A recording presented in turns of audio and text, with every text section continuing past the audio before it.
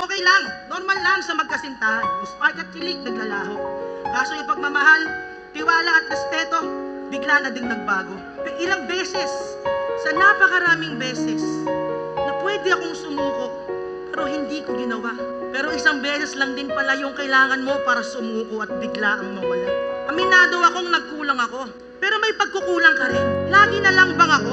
Di ko lang nagawa yung gusto mo, kinalimutan mo na lahat ng ginawa ko para sa'yo. Tinalikuran mo ang pagiging buhay dalaga ko, maski mga tropa ko. Sinakripisyo ko yung karir ko kasi mas kailangan mo nun suporta ko. Iniwasan ko lahat ng pinagsesulusan at mga kinompronta mo.